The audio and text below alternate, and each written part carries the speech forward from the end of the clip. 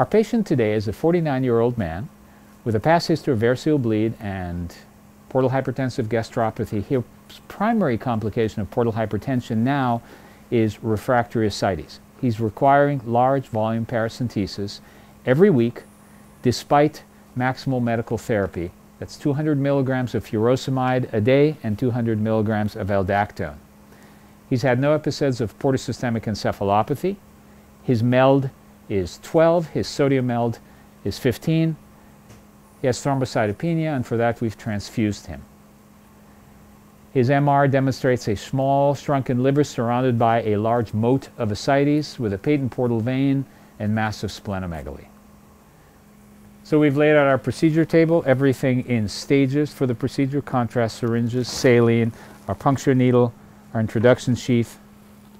There's the colapinto needle with its sheath. I'll pretty much always exaggerate the bend that the kicks come with around my finger. This one has been enhanced to have a greater stiffness to the needle to be able to puncture through stiff parenchyma. Right.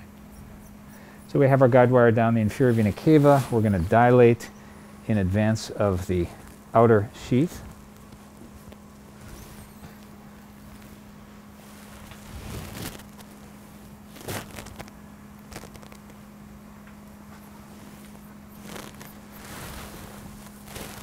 And this is our 10 French tip sheath.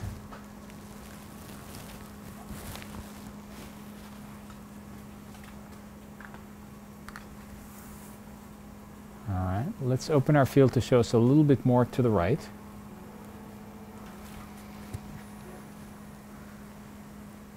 Haskell's rule of tips number 1 is it's always higher than you think. The hepatic vein always seems to be about a full inner space higher than you would expect it on flora, but Haskell's rule number 2 is always keep the sheath down. There are about 5 different reasons during the case why we'd want to keep the sheath in the lowest position.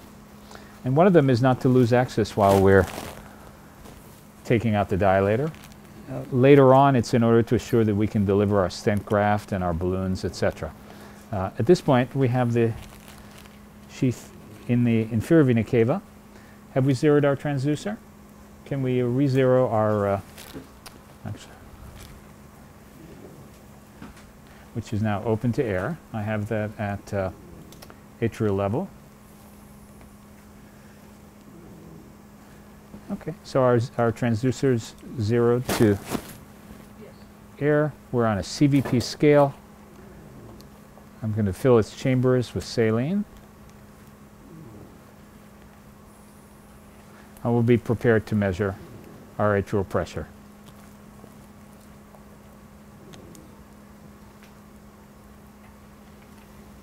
All right, we're now measuring pressure exclusively from the sheath. Our lower inferior vena cava pressure is 15.